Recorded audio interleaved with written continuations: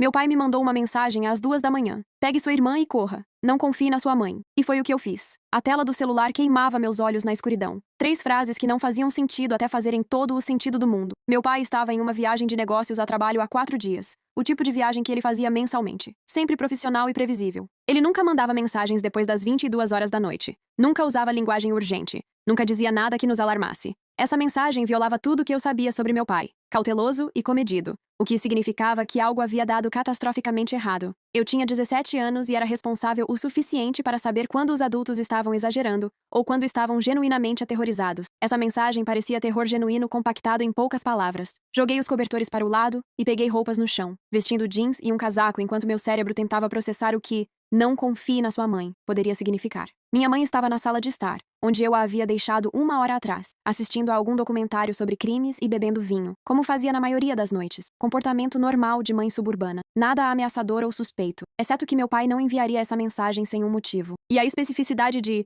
"pegue sua irmã e corra" sugeria perigo imediato, não delírio paranoico. Calcei tênis e peguei minha mochila, esvaziando livros e substituindo-os pelo meu notebook, carregador de celular e o dinheiro de emergência que eu guardava na gaveta da escrivaninha. R$ 300 que de repente pareciam a coisa mais importante que eu possuía. Minha irmã, Becca, de 12 anos, dormia profundamente, completamente imperturbada pela minha movimentação frenética no quarto ao lado. Eu rastejei pelo corredor e abri a porta dela com cuidado, estremecendo quando as dobradiças rangeram. Ela estava enterrada sob cobertores, apenas seu cabelo escuro visível, respirando no ritmo constante do sono profundo. Acordá-la silenciosamente seria quase impossível, mas acordá-la fazendo barulho alertaria minha mãe lá embaixo, e a mensagem do meu pai havia sido explícita sobre não confiar nela. Ajoelhei-me ao lado da cama de Becca e pressionei minha mão sobre a boca dela antes de sacudir seu ombro. Os olhos dela se arregalaram em pânico, e eu senti ela tentar gritar contra a minha palma. Coloquei o dedo nos meus lábios e sussurrei diretamente no ouvido dela, mal audível, mesmo no silêncio do quarto. Papai enviou uma mensagem de emergência. Precisamos sair agora mesmo, sem que a mamãe saiba. Eu explico tudo quando estivermos seguras. Mas você precisa confiar em mim e ficar completamente em silêncio. Os olhos de Becca estavam enormes de medo e confusão,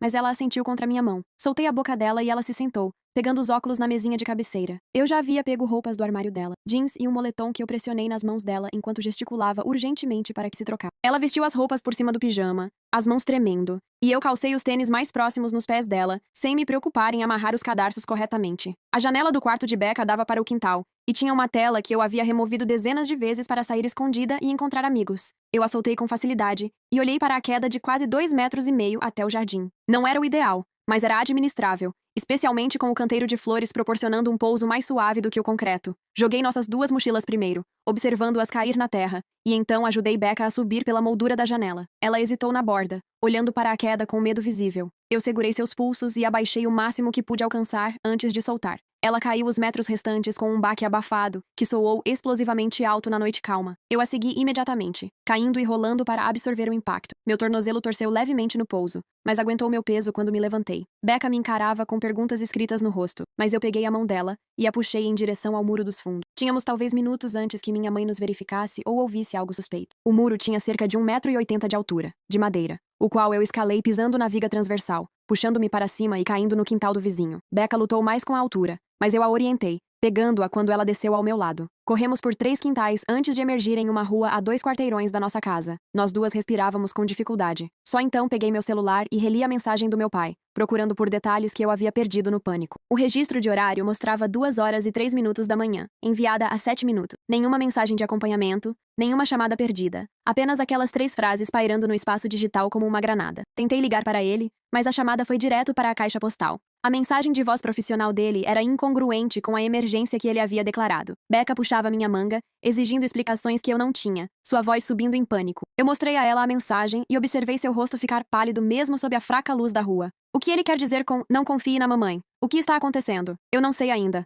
Mas o papai não diria isso a não ser que fosse sério. Precisamos ir para um lugar seguro e descobrir o que está acontecendo. Eu estava tentando parecer calma e no controle, apesar de não ter nenhum plano além de fugir da nossa casa. Estávamos paradas em uma rua residencial às 2 da manhã, sem ter para onde ir e sem como contatar o único pai que nos avisou para correr. Meu celular vibrou com uma nova mensagem, desta vez da minha mãe. "Onde vocês estão, meninas? Ouvi barulhos lá em cima." O tom casual parecia errado dadas as circunstâncias, como se ela estivesse fingindo que nada de incomum estava acontecendo, ou talvez nada de incomum estivesse acontecendo da perspectiva dela. Talvez a mensagem do papai fosse a aberração, e a mamãe estivesse genuinamente confusa sobre filhas desaparecidas. Mas eu continuava pensando naquelas palavras, na especificidade do aviso, no fato de o celular do papai estar agora desligado. Outra mensagem da mamãe apareceu antes que eu pudesse decidir como responder. Isso não tem graça. Desçam agora mesmo ou eu chamo a polícia. Dodge. A ameaça caiu estranhamente. Porque o que ela diria à polícia? Que as filhas adolescentes saíram de casa à noite? Não estávamos desaparecidas ou sequestradas. Tínhamos saído voluntariamente com base no aviso do nosso pai.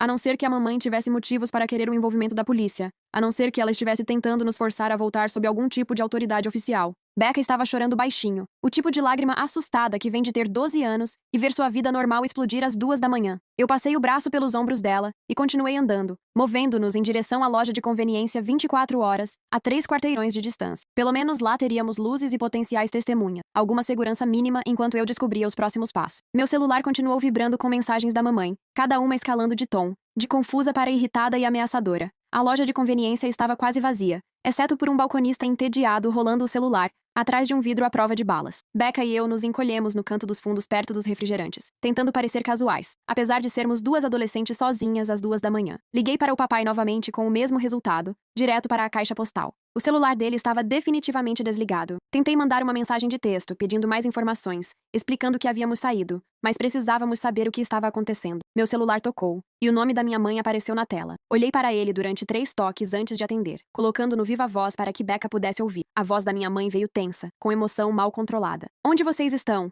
O que está acontecendo? Eu acordo e minhas 2 filhas sumiram. Janelas abertas. Vocês não estão respondendo às mensagens. Estão me assustando, querida. Ela parecia genuinamente assustada e confusa. Nada em seu tom sugeria perigo ou ameaça, mas a mensagem do papai continuava ecoando na minha mente. A urgência e a especificidade que nos fizeram correr. Papai nos mandou uma mensagem, eu disse com cuidado, observando o rosto de Becca em busca de reações. Ele disse para sairmos de casa e não confiarmos em você. Precisamos saber por que ele diria isso. O silêncio do outro lado se estendeu por tanto tempo que pensei que a ligação havia caído. Então minha mãe riu. Um som seco que arrepiou cada pelo da minha nuca. Seu pai mandou uma mensagem para você às 2 da manhã dizendo para fugir de mim. Isso é insano. Ele está em uma conferência, provavelmente bêbado em algum bar de hotel. Ele não sabe o que está dizendo, mas eu nunca tinha visto meu pai bêbado na vida. Ele mal bebia, mesmo em festas, e a mensagem não parecia de alguém bêbado, parecia de alguém aterrorizado. Por que ele diria especificamente para não confiar em você? Do que ele tem medo que você faça? A respiração da minha mãe ficou mais rápida na linha, e quando ela falou novamente, a voz dela havia mudado para algo mais duro. Ouça-me com muito cuidado. Seu pai está tendo algum tipo de colapso mental. Ele tem agido de forma paranoica há semanas, dizendo coisas estranhas, me acusando de coisas que não são verdadeiras. Eu não queria preocupar vocês, meninas, mas ele tem se consultado com um terapeuta por causa de delírios. O que ele disse faz parte disso. Vocês precisam voltar para casa agora mesmo para que possamos resolver isso em família. A explicação parecia razoável, exceto pelo timing. Se o papai estivesse delirando há semanas, por que mandar a mensagem de emergência hoje à noite? Por que desligar o celular depois de enviá-la se ele estava apenas bêbado e confuso? E por que a voz da mamãe parecia errada, como se estivesse encenando preocupação em vez de senti-la? Olhei para Becca e vi minha própria dúvida refletida na expressão dela. Eu quero falar com o papai primeiro, eu disse. Quero ouvir dele que ele está bem e que a mensagem foi um erro. Então voltaremos para casa. Minha mãe fez um som frustrado e ouvi movimento do lado dela. Passos e o tilintar de chaves de carro. Tudo bem. Fiquem onde estão e eu vou buscar vocês. Ligaremos para o papai juntas do carro e resolveremos isso. Onde exatamente vocês estão? Todo o instinto que eu tinha gritava para não dizer a ela, para não revelar nossa localização, até que eu entendesse o que estava acontecendo. Estamos na casa de uma amiga. Voltaremos para casa quando conversarmos com o papai. Desliguei antes que ela pudesse responder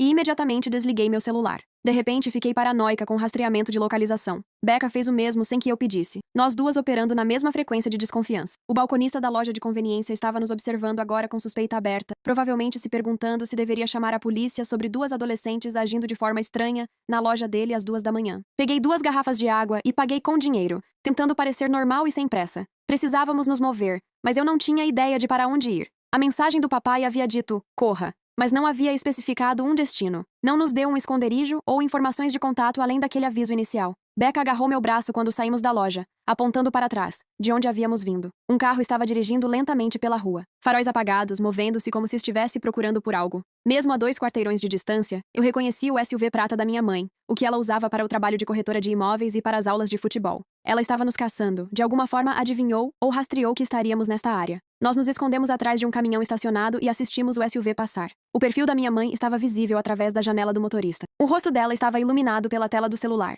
E a expressão que eu vi ali não era de mãe preocupada. era de cálculo frio. Ela dobrou a esquina e corremos na direção oposta, ficando abaixadas atrás de carros estacionados, até alcançarmos o próximo grande cruzamento. Um ponto de ônibus forneceu cobertura temporária, e eu tentei pensar nas nossas opções de forma lógica. Papai estava incomunicável. Mamãe estava ativamente nos caçando, e não tínhamos para onde ir, exceto para as casas de amigos cujos pais ligariam imediatamente para nossa mãe. Precisávamos de um adulto que ouvisse a situação completa antes de fazer julgamento. Alguém com autoridade, mas sem lealdade preexistente à mamãe. Meu celular ligou e imediatamente começou a vibrar com mensagens. A maioria era da mamãe, com um tom cada vez mais frenético, mas uma era de um número desconhecido. Aqui é a agente especial Victoria Reeves com o FBI. Seu pai me pediu para contatá-la se algo acontecesse com ele. Ligue para este número imediatamente de uma linha segura. Não voltem para casa. Não confiem na polícia local. A mensagem era tão inesperada, tão fora do reino da possibilidade normal, que eu a li 3 vezes antes que meu cérebro aceitasse as palavras. O envolvimento do FBI sugeria crimes muito além de drama familiar. Sugeriu que o aviso do papai era sobre algo maior do que colapsos mentais ou problemas conjugais.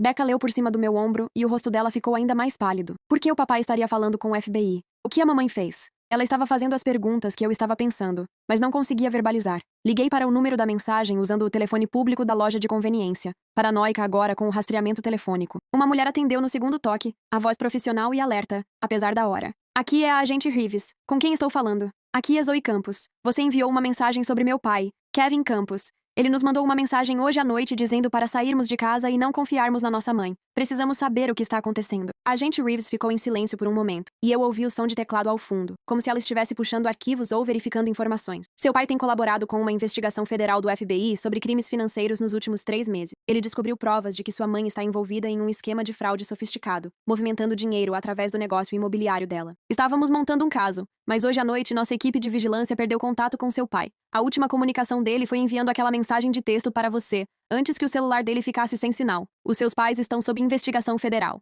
As palavras caíram como golpes físicos, e eu agarrei o gancho do telefone público para me firmar. Minha mãe não estava apenas tendo problemas conjugais ou agindo de forma estranha. Ela era uma criminosa sob investigação federal. Meu pai estava secretamente trabalhando com o FBI, coletando provas contra a própria esposa, e algo havia dado errado hoje à noite que desencadeou seu aviso de emergência. Onde ele está agora? Ele está seguro? A agente Reeves hesitou antes de responder. Não sabemos. Ele deveria ter nos contatado há 3 horas do hotel dele e não o fez. A localização do celular dele foi rastreada pela última vez no hotel. Depois ficou offline. Temos agentes verificando o hotel agora, mas a falha dele em se comunicar combinada com aquela mensagem para você sugere que ele se sentiu em perigo imediato. Becca estava agarrando minha manga tão forte que seus dedos doíam, ouvindo minha metade da conversa com horror crescente. Que tipo de perigo? Por que a mamãe o machucaria? Mas, mesmo enquanto eu perguntava, estava me lembrando de coisas que pareciam normais na época, mas ganhavam um significado sinistro neste novo contexto. As frequentes ausências inexplicáveis da minha mãe. A reação defensiva dela quando meu pai perguntava sobre as contas do negócio dela. A forma como ela começou a proteger tudo no celular e no computador com senha. As pessoas com quem sua mãe está trabalhando não são do tipo que deixam testemunhas se acham que a operação delas está comprometida.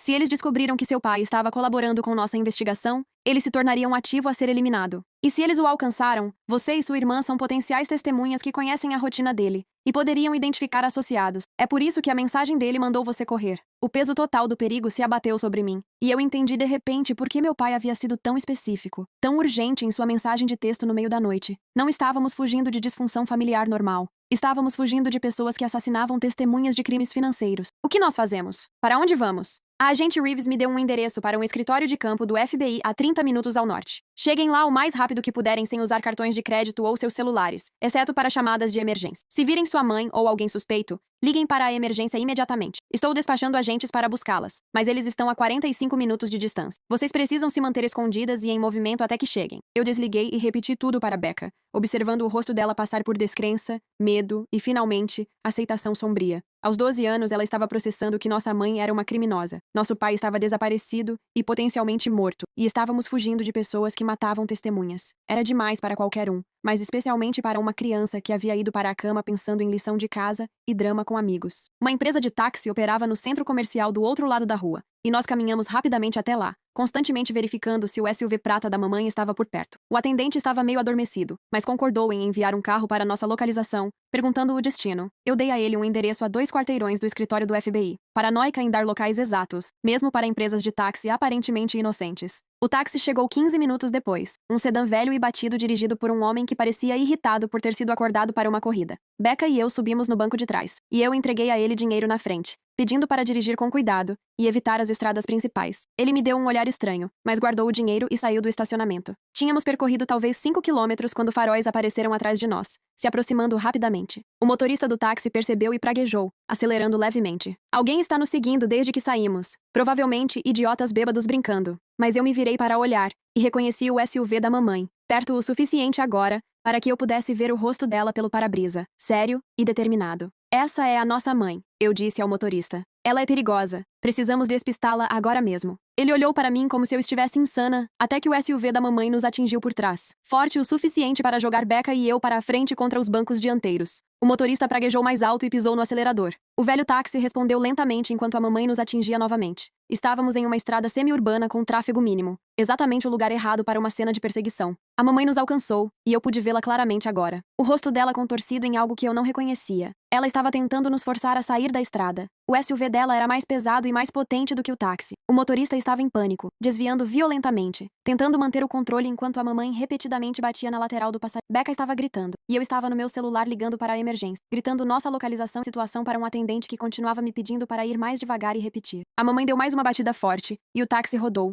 girando 2 vezes antes de sair da estrada para uma vala rasa. O impacto nos jogou pelo interior. Apesar dos cintos de segurança, minha cabeça batendo na janela forte o suficiente para eu ver estrelas. O SUV da mamãe parou com um guincho, e eu a observei sair, caminhando em direção ao nosso táxi acidentado com determinação. O motorista estava caído sobre o volante, atordoado ou inconsciente, e Becca estava chorando ao meu lado. Eu agarrei a mão dela e chutei a porta do lado oposto, arrastando-a para fora e para o fosso de drenagem que corria ao lado da estrada. Corremos pela mata e pela escuridão, enquanto a mamãe gritava atrás de nós. A voz dela se propagava pela noite calma. Meninas, parem. Estou tentando proteger vocês. O FBI está mentindo. Seu pai está mentindo. Eu só preciso conversar com vocês. Mas as ações dela não correspondiam às palavras. Não correspondiam a alguém tentando proteger em vez de armar. O fosso de drenagem se conectava a um bueiro que passava por baixo da estrada, e nós rastejamos por ele, emergindo do outro lado, enlameadas e arranhadas. Atrás de nós, eu podia ouvir sirenes se aproximando. A chamada para a emergência finalmente produzindo uma resposta. Minha mãe deve tê-las ouvido também, porque os gritos dela pararam e ouvi o motor do SUV dela ligar, pneus cantando enquanto ela fugia da cena. Carros de polícia chegaram com luzes piscando, oficiais pulando para checar o táxi acidentado e revistar a área.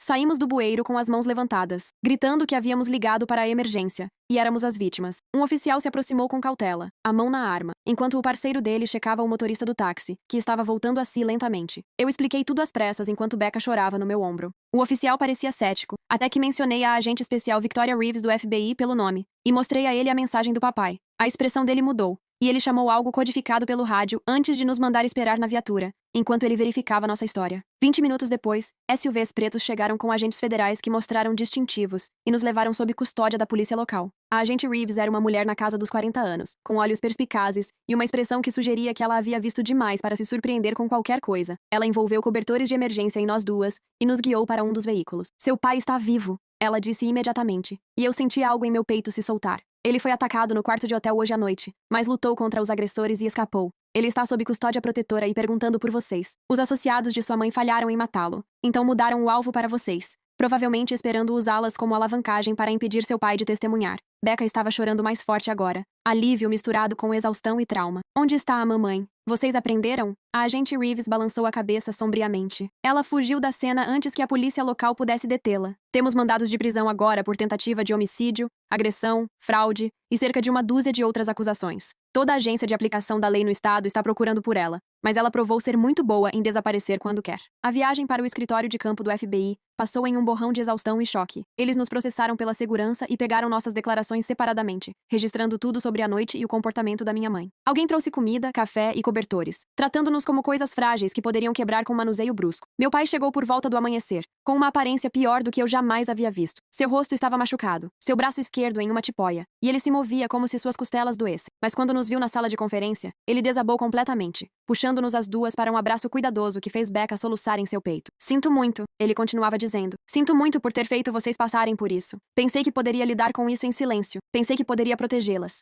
A história completa surgiu nas horas seguintes. Minha mãe estava executando um esquema de fraude imobiliária há 5 anos, usando sua licença para facilitar a lavagem de dinheiro para uma organização criminosa. Meu pai descobriu provas disso por acidente. Encontrou comunicações que deixavam claro que ela não estava apenas envolvida, mas era central para a operação. Ele procurou o FBI em vez de confrontá-la diretamente. Passou 3 meses secretamente coletando provas enquanto fingia que tudo estava normal. Hoje à noite, os associados da minha mãe descobriram sua colaboração através de um vazamento na investigação. Eles enviaram pessoas ao hotel dele para eliminar o problema da testemunha, mas meu pai estava paranoico o suficiente para ter fechaduras extras e um plano para exatamente esse cenário. Ele lutou contra eles e escapou, mas não antes de nos enviar aquele aviso, sabendo que, se tivessem vindo atrás dele, viriam atrás de nós em seguida. Ela nunca planejou machucá-las diretamente, meu pai explicou, sua voz falhando. Ela queria pegá-las, antes que o FBI pudesse usá-las como garantia para me forçar a não testemunhar. Mas quando vocês fugiram, quando não voltaram para casa, ela entrou em pânico. A mulher que perseguiu vocês hoje à noite não era sua mãe protegendo seus filhos. Ela era uma criminosa protegendo sua operação por todos os meios necessários. O julgamento aconteceu 8 meses depois. Minha mãe foi presa na fronteira tentando fugir com documentos falsos e uma quantia substancial em dinheiro. A evidência que meu pai e o FBI haviam reunido era esmagadora, documentando anos de fraude e lavagem de dinheiro, envolvendo milhões de reais. 17 pessoas foram acusadas na conspiração, mas minha mãe recebeu a sentença mais longa, 25 anos por fraude, conspiração, tentativa de homicídio e uma lista de outros crimes que levaram 10 minutos para o promotor ler. Ela nunca olhou para nós durante o julgamento, nunca demonstrou remorso ou tentou explicar. A mulher na cadeira da ré era uma estranha usando o rosto da minha mãe, e eu finalmente entendi que havíamos vivido com uma criminosa a vida inteira, apenas sem saber. Meu pai testemunhou por 2 dias, sua voz firme apesar da dor emocional visível, explicando como ele havia se apaixonado por alguém que não existia, que havia desempenhado um papel o tempo todo. Becca e eu moramos com meu pai agora em um estado diferente sob proteção parcial de testemunhas. Não é uma realocação completa e mudança de nome, mas segurança suficiente para que durmamos sem pesadelos, sobre SUVs batendo em nosso carro. Nós duas estamos fazendo terapia, processando a traição e o trauma, aprendendo a confiar novamente depois de ter a segurança fundamental da família estilhaçada. Meu pai está reconstruindo seu negócio de consultoria e tentando se perdoar por não ter visto os sinais de alerta antes, por nos expor a um perigo que ele nunca soube que existia.